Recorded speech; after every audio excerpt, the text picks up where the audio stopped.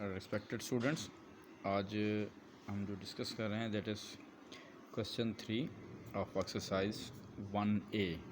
That statement is find the prime factorisation of each of the following numbers and leaving your answer in index notation.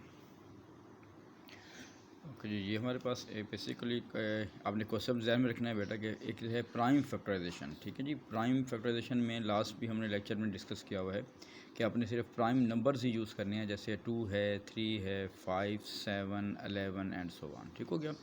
और आखिर में लिखा हुआ है कि leaving your answer index notation. Index means के power, कि आपने जो आपने आंसर देना है वो पावर की फॉर्म में देना है. ठीक हो गया बेटा. तो देखिए इसमें आपके पास एक 72 फर्स्ट पार्ट है. तो 72 में हम इसको हम कहते हैं आपके पास प्राइम फैक्टराइजेशन में ये देखिए 2 से पहले डिवाइड हो रहा है क्योंकि इवन नंबर है. 236, फिर 2 से दोबारा डिवाइड करेंगे 2 18 ज़ार हो जाएगा, फिर 2 से करेंगे तो 9. अब देखें ये 2 से डिवाइड नहीं होता, वो 3 पे टेबल में जाता है. 3 3 ज़ार 9, फिर ये 3 की टेबल आएगा और 3 1 ज़ार. अब देखें इसकी जो प्राइम फैक्टराइजेशन में बन रहा है 2 टाइम्स 2 टाइम्स 2 टाइम्स 3 टाइम्स 3. ठीक हो गया, ये आपके पास बन गई. लेकिन क्योंकि उसने क्वेश्चन कहा हुआ है कि you have to give your answer in index notation.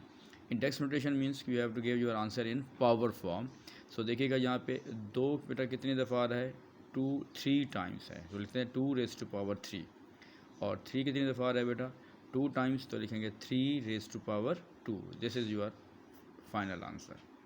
Okay. अब बेटा आ जाए इस तरह बी पार्ट है दैट इज़ 187. अब आप ये देख रहे हैं कि जो 187 जो है ये 2 की टेबल में भी नहीं जाता, 3 की टेबल में भी जाता. इस तरह इसको करते रहते हैं तो ये 11 की टेबल में जाता है.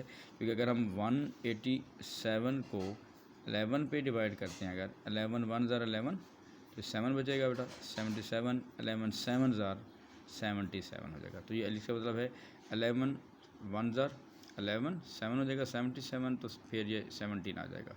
फिर ये 17 की टेबल में आता है. तो इट मीन्स दैट 11 टाइम्स 17.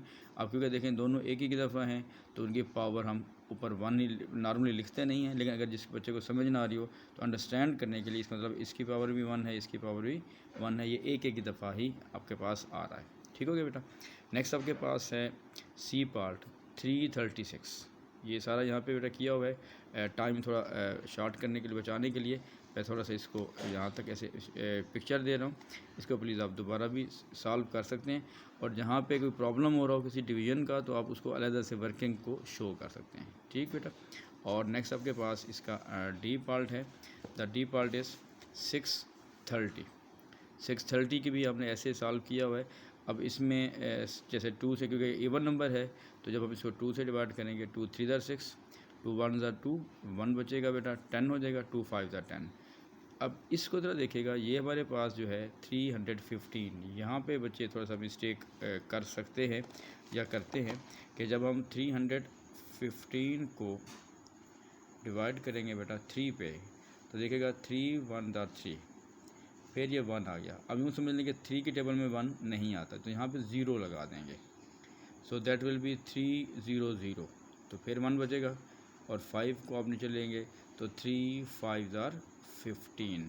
ठीक है बेटा. तो दैट विल बी, जब आप 315 को डिवाइड करेंगे तो आपका आंसर क्या आएगा, 105 आएगा. इसका ख्याल रखिएगा क्योंकि अक्सर बच्चे इसको 3 1 ज़ार 3 और 3 5 ज़ार 15 कर देते हैं, तो 15 लिख लेते हैं. तो आप देखिएगा अगर 15 को 3 से जब मल्टीप्लाई करेंगे तो दैट विल बी 45. ठीक है. इसका मतलब आप वो गलत कर रहे हैं. इसका कॉन्सेप्ट को ध्यान रखिएगा इस स्टेप में स्पेशली.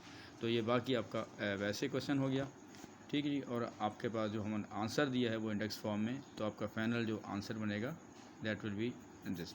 ओके. उम्मीद काफ़ी आपको बात क्लियर हो गई होगी.